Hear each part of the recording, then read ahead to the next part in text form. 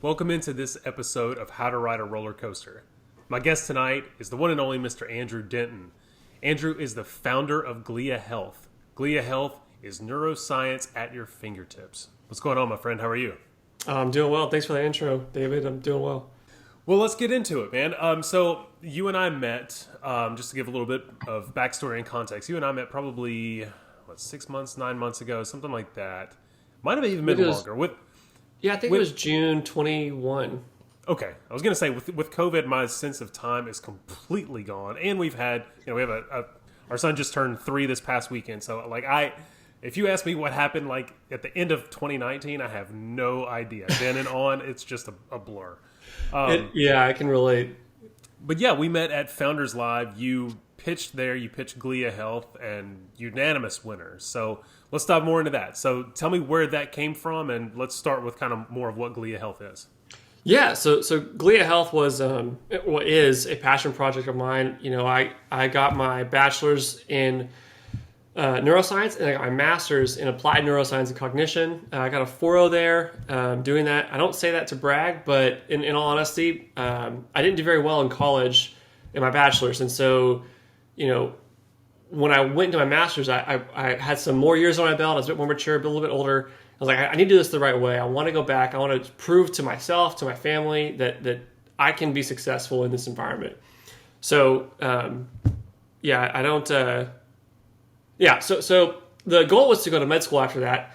Had a great NCAP score, obviously a good GPA, but it just didn't work out. I'm not really sure why, but honestly, I'm thinking it was for the better because through that process of applying to med school and obviously my time during my master's and then working for a doctor's office in the brain health space, I was realizing the need for a tool that I was developing. I had never wanted to be a business owner, never wanted to be an entrepreneur. When I was growing up, I actually shied away from this life path because it's got too much work involved. I want to just, embarrassingly, but I was I just want to wake up, go to my job, come home and call it there. And I didn't have the ambition that I do now. And I think it's partly because I didn't know what the world had to offer. I think I was a bit scared of the responsibility, but I was also scared of myself failing at it. So when it came time to build Glia Health, there was an apprehension there, but because I already accomplished working a full-time job, working in an unpaid internship, and going to school full-time for a master's, I had already accomplished something really difficult. And so I was like, well, it can't be as bad as that was. So when I started Glia, it was not a step down, but a step down in terms of the my own mental stress around it.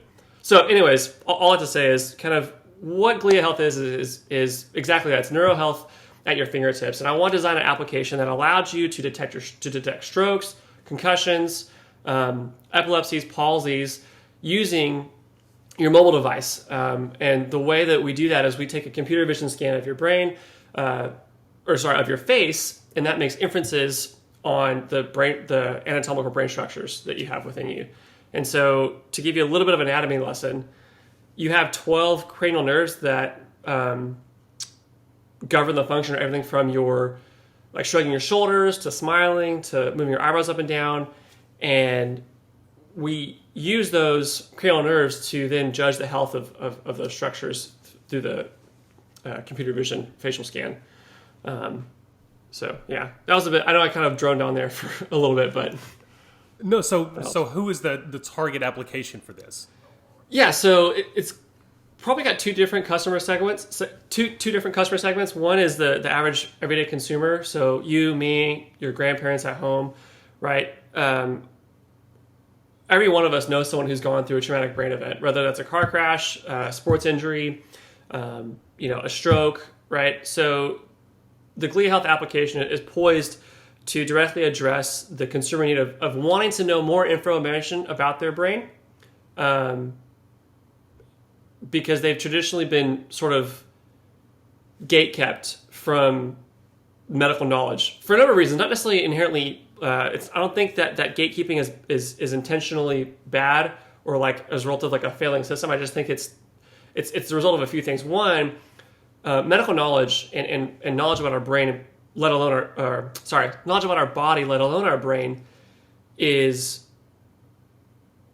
it's very difficult to sort of grasp. It takes years of study, it takes time, it takes experience, right? And so not everyone has the opportunity to spend the time to study, right? If you're an account executive for a Fortune 500 company selling software every day, you're not necessarily going to want to go home and spend 3 to 4 hours a day reading scientific studies and papers on how certain body systems work, right? But you do want to know that the medicine you're taking or the treatments you're getting from your doctor are relevant to you and effective, right?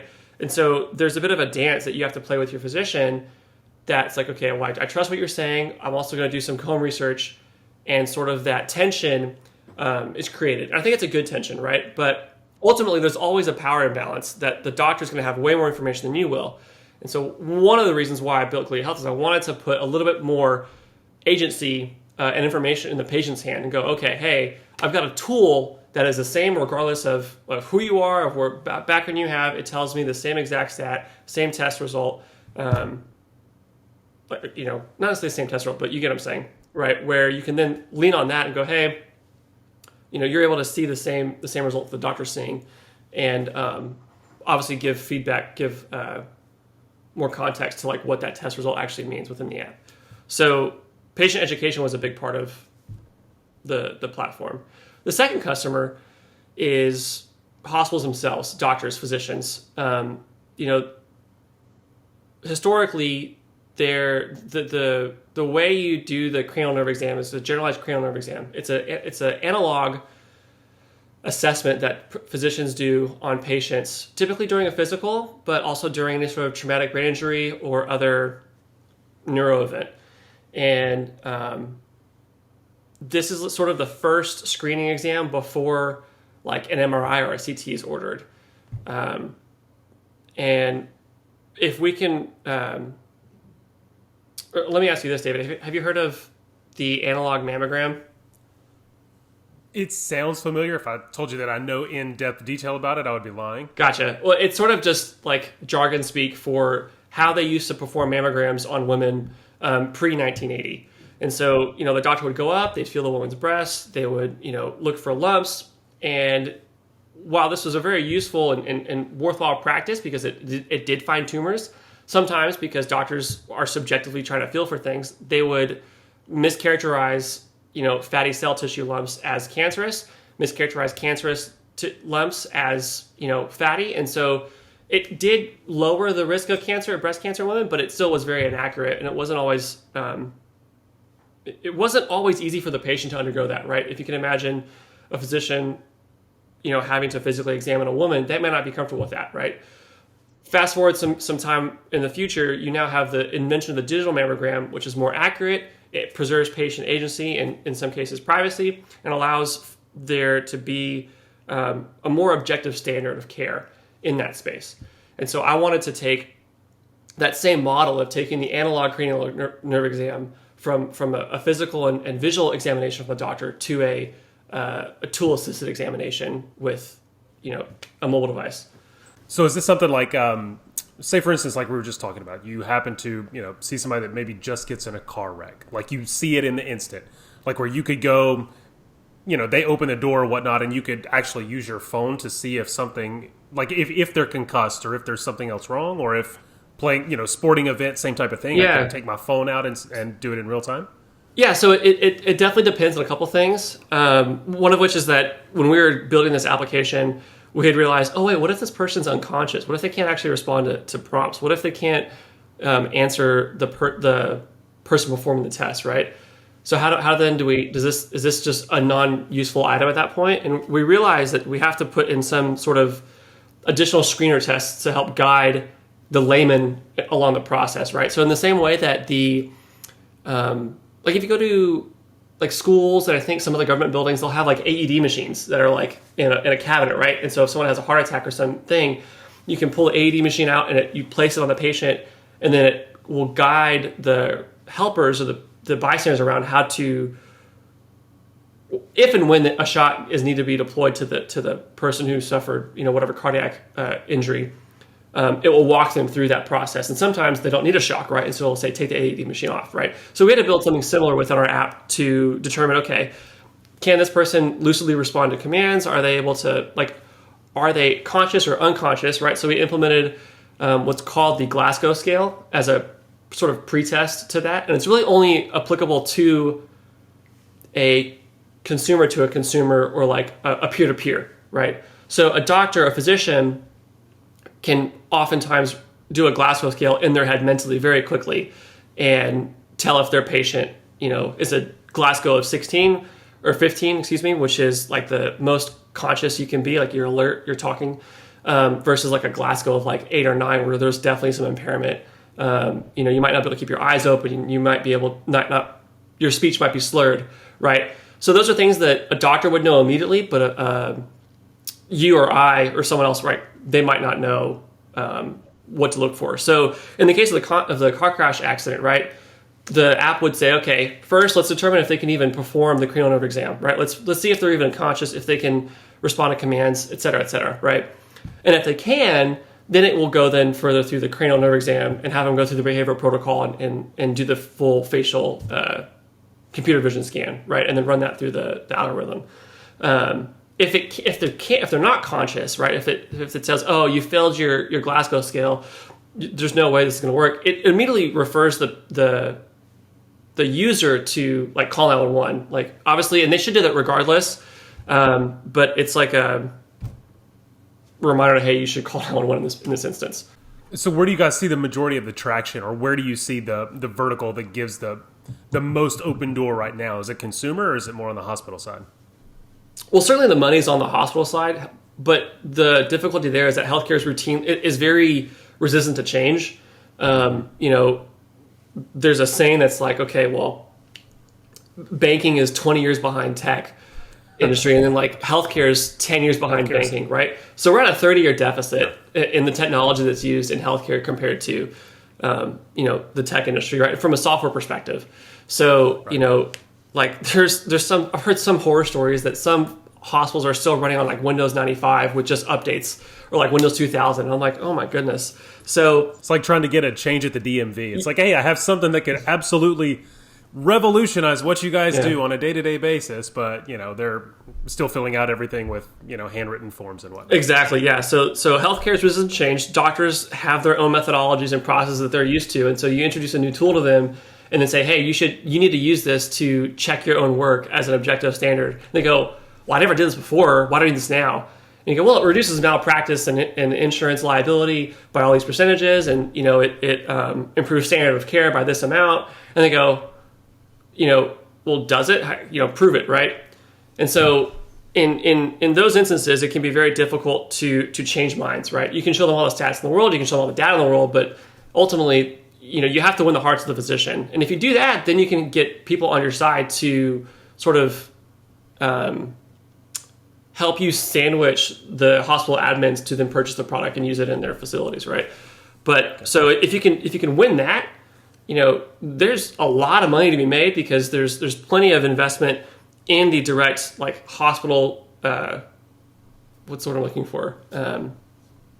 Like the service providers, but sure. There's not as much, I guess, going towards new innovative technologies outside of it. Probably if I were to take a stab at what I've seen the most common new penetrating like innovative technology that actually is able to penetrate more easily, it's probably like orthopedic, like joints and like new like bone replacement technologies, like rods, stuff like that, and then also stuff relating to like heart and like lung innovations, especially like intubation tubes. I've seen a lot of innovation in that space where they used to have like a one-size-fits-all intubation tube, then they had ones that were different sizes, and now I'm seeing like a tube that will fit the size of the person that's in, no matter what the person is, right?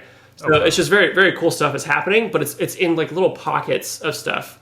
It's not the healthcare field in general. Not the healthcare field in general, yeah. Gotcha. So going back, like you said that, going to school, getting your undergrad, and then the master's, and then, doing all of this kind of stuff really kind of helped shape you walking that entrepreneurial journey and kind of, getting yourself into that.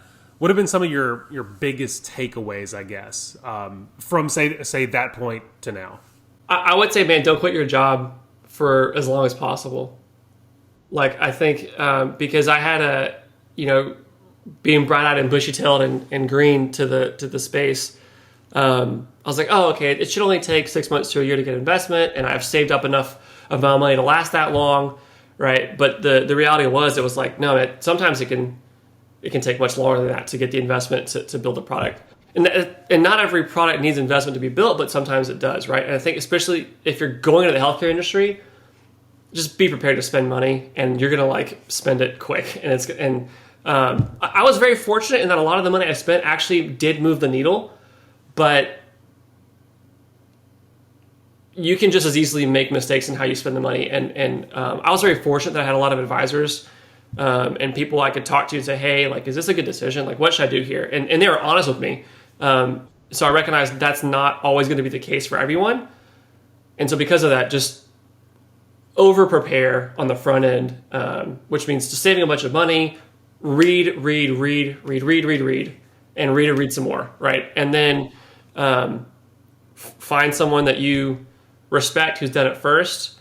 And even if, I'll say this, I heard that advice quite a bit. They say, how do you find a mentor if I don't know anyone who's an entrepreneur? I don't know anyone who has built a tech company or built a healthcare company or built a whatever company, right?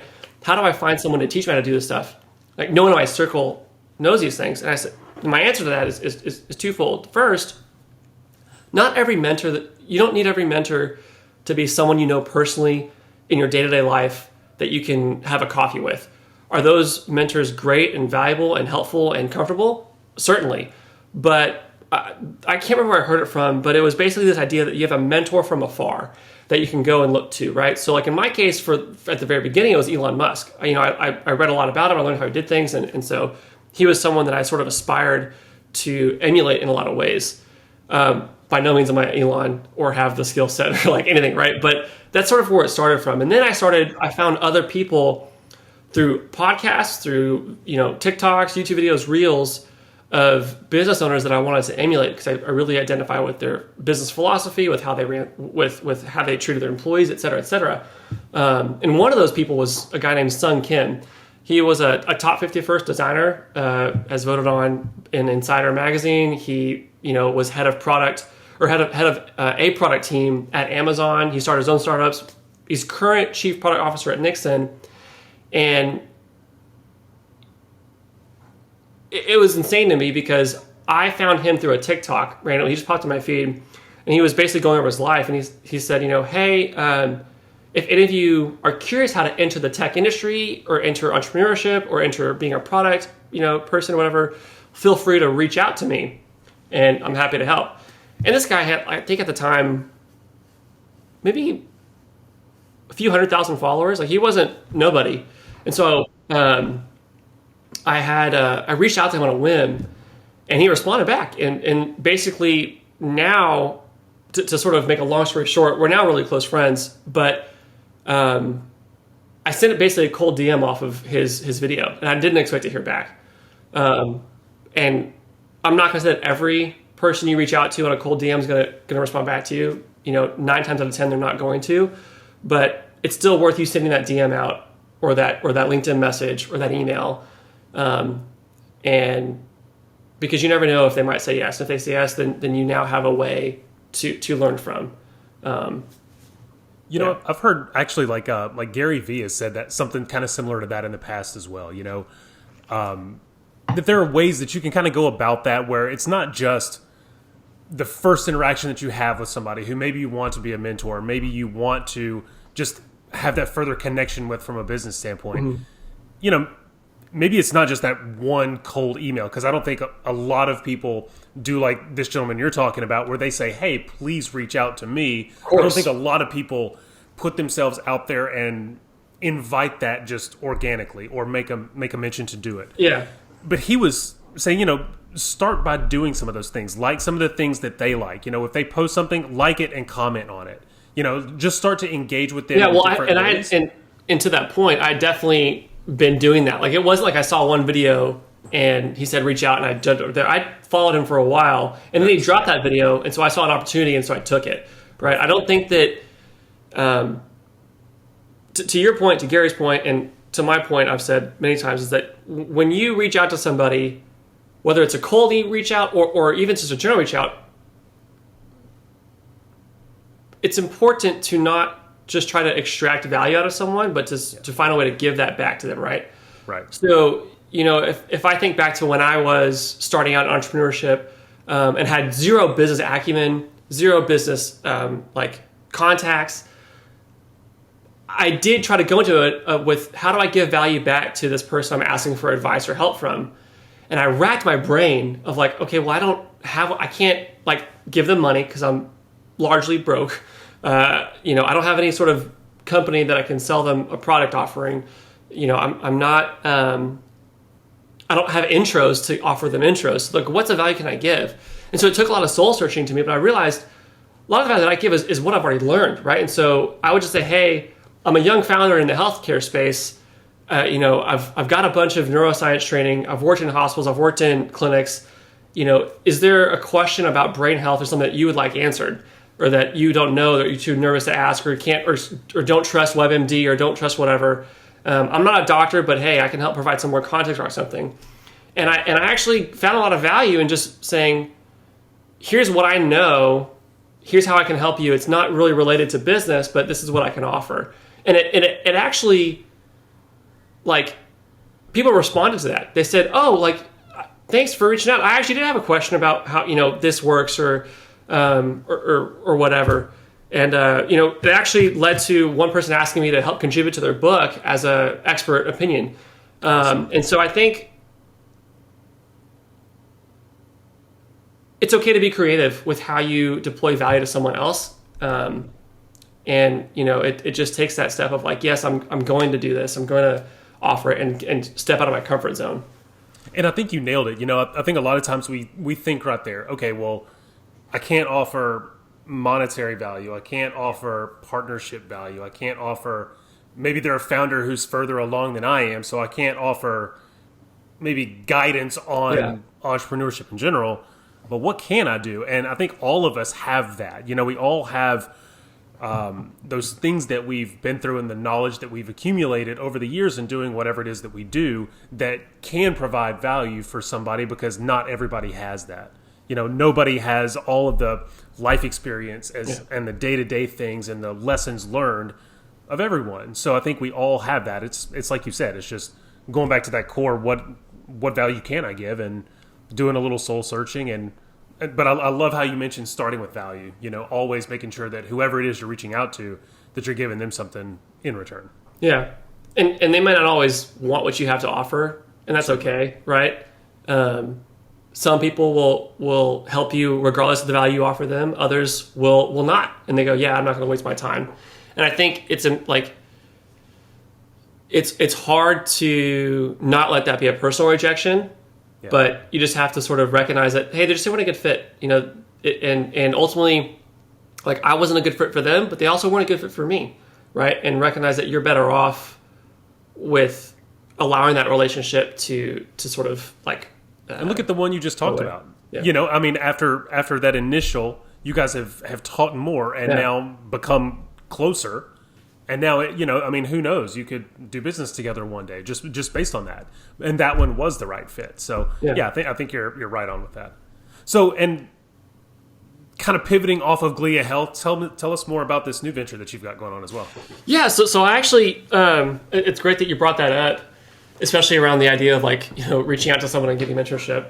During my time at Glia, and sort of skip ahead, I had to shelve it because I ran out of money and needed to get FDA approval. So it's on the shelf now. I do plan on finishing the project and really seeing it through fruition, because I really believe in it and I want it to impact the world in the way that I know it can and will. But during my tenure there, I was hiring for different various roles and using primarily LinkedIn jobs.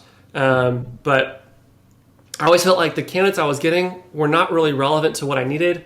It was very difficult to find, like, either they were not aligned in mission, in vision, in skill set, in experience, right? They maybe had one of the four, maybe two of the four, but never all four. Yeah. And that made sort of building a team difficult. And I eventually resulted in a lot of times just using referrals to like, hey, do you know someone who can help this with this in this space? Because I need someone for this job, right? Which referrals are a great way because the people are typically become vetted through that, but it's not scalable or sustainable long term. And it makes you as the business owner end up, spending your entire day being a recruiter. You're focused on, trying to do the job posting, the description, getting it out there, vetting the candidate, rounds one, all of that kind of stuff, and it's taking away valuable time from your own. Well, and then let's say like if I'm not the only one person screening that candidate, right? So I'm doing an initial screening, a culture fit, but I'm not a CTO. I don't have coding experience. I'm not a technical founder in that way. So let's say I'm trying to hire for a developer or software engineer. I got to go through that culture fit, and then I got to then, pass them off to my CTO and go, hey, give them a technical interview now, right? So it's extra additional time. And let's say like my culture fit actually isn't the culture fit for my CTO because they don't mesh very well or whatever reason, right? Then I got to start back from ground zero. Yeah. So the recruitment process is very time consuming. Whether you're a startup or you're a Fortune 5 company, there's always inefficiencies, there's always biases, and so anyways, yeah. So I was using LinkedIn Jobs, not finding a whole lot of success there. I was like, there's got to be a better way to do this, and around February of 2021, I reached out to actually a recruiter I was a client of his. Glia Health was a client. And I said, hey man, I got this idea for essentially what is a Bumble for jobs, where you will get fed as a candidate an aligned role that fits your skill set, your experience, what you want to do in life, the missions and the visions that you want to solve and look towards doing and building. And you'll swipe right on that job, and that constitutes the application. And then once a company receives that swipe, they can choose to swipe right or swipe left on you. If they swipe right on you, then we automatically will schedule them a first date or an interview, and then the company and the candidate take it from there. But we guarantee a first interview once they do a first match. In the same way that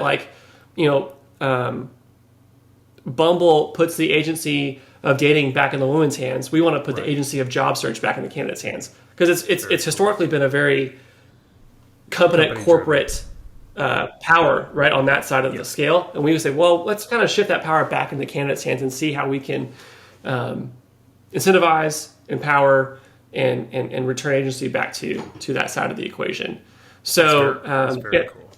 Yeah, it's called ProsperAI, and we've got a lot of positive feedback of the product so far.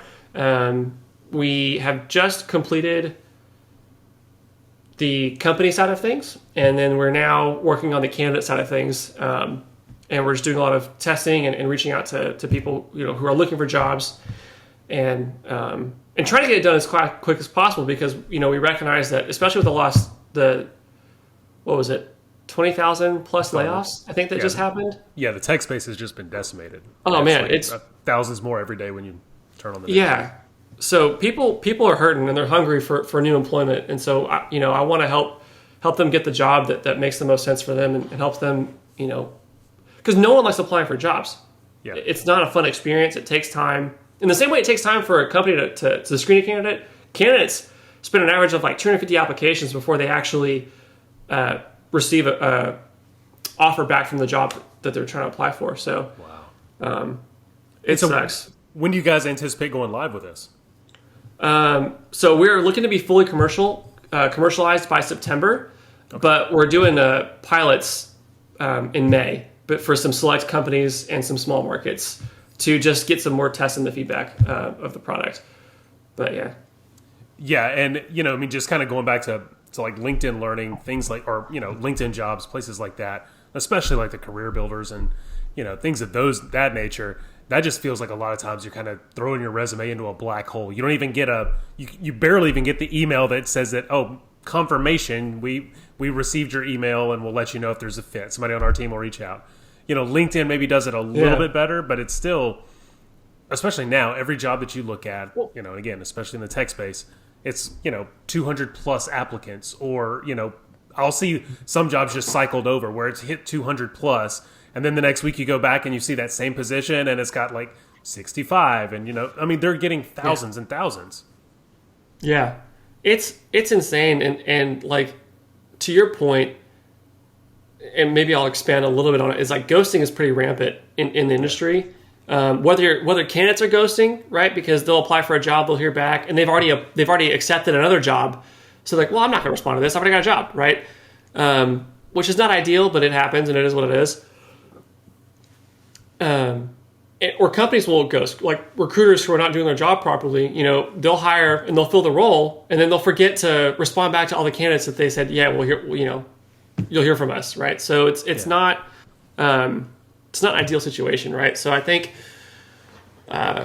we're uniquely poised to address the ghosting problem because we guarantee that first point of contact, and then we're also, I think, what's the word I'm looking for? It's on like tip of my tongue. Yeah, I don't know. It'll come to me later, I'm sure. No worries. So one thing that I've kind of noticed, like LinkedIn does a pretty good job when they have like the what is it, like the one click or whatever, one click apply on LinkedIn, where all your information is already stored in LinkedIn. So you can either send the resume or you can send your profile, and it goes immediately to that job poster and all that kind of stuff. Others, you'll click apply and it might take you to, let's say it's honda.com or something like that. So that's the worst. Takes you to Honda's website, and what do you have to do? You have to start all over with a brand new username, password, go through all of your employment history, all of that. So you're spending 10 to 15 minutes just going from that one site to another. The amount of does this one kind of help to bypass that with the swipe left or swipe right? So 100%, yeah. So that was really important to us because that was a pain point that everyone's experienced, right? No one likes creating an application and creating a profile and then going, oh, come fill out another application, the exact same one, by the way, on our like proprietary company website, just for fun. Like, no, I don't want to do that, man. Like, just, it's ridiculous. So just send it. Yeah, it's really important to us to ensure that our platform address that specific pain point. And so the way we do that is we do away with the resume entirely. We make one profile on ProsperAI, and that's the profile that will work for every company that we bring onto our platform. So, let's say that you are a candidate and you are getting fed jobs from Amazon to Google to a local startup to a mom and pop, right? If they're on our platform as a company, and that's part of the agreement, is they have to accept and review the application using the Prosper methodology. They're not allowed to say, oh, go further and accept or put forth a secondary application on their company website.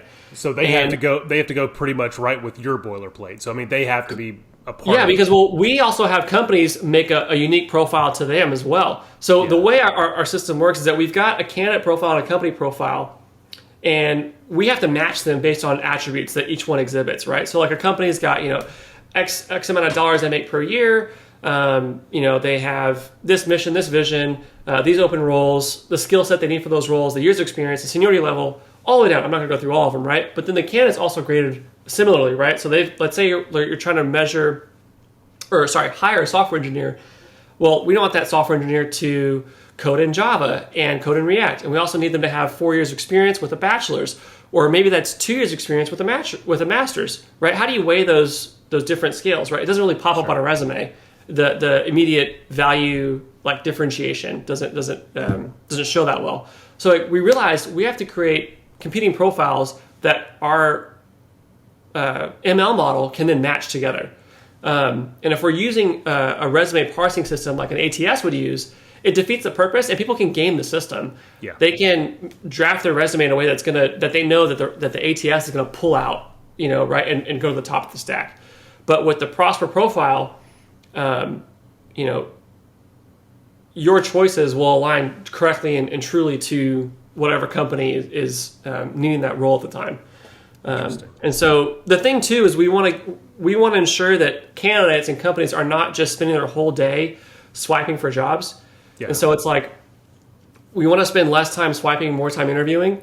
And so we're going to present between 5 to 10 candidates to a company job post per job post.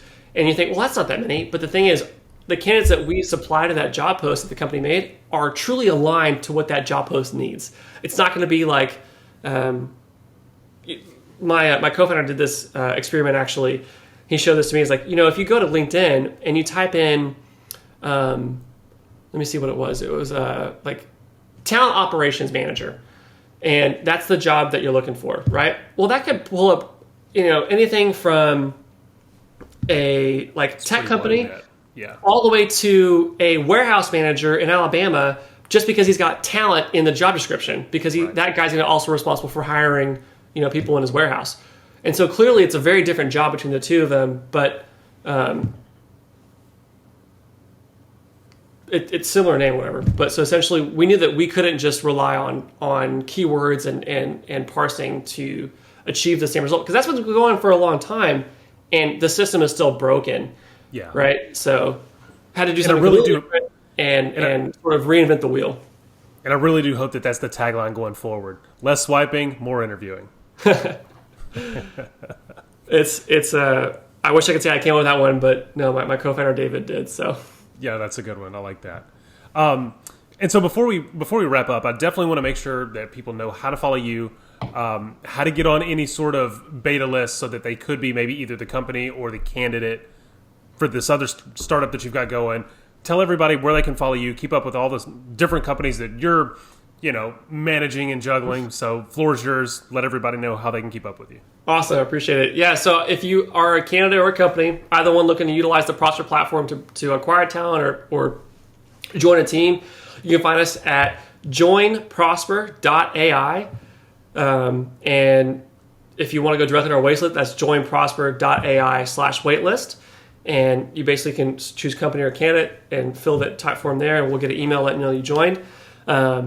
And then as far as, be looking out for us in May, June timeframe for some pilot programs and from betas. And if you're a candidate, same time as well. And then rolling out more nationally in September. So awesome. And then I'm on LinkedIn as linkedin.com/andrewdenton.07. And I think that's probably it. Heck yeah. Well, I will make sure to have all of these linked in the show notes. Make sure that every time that we blast it, it's make sure that everybody knows exactly how to keep up with you and find you. But Andrew, thank you so much for your time. I really appreciate it. Thanks, David. I appreciate it. I had a blast myself. Thanks for watching.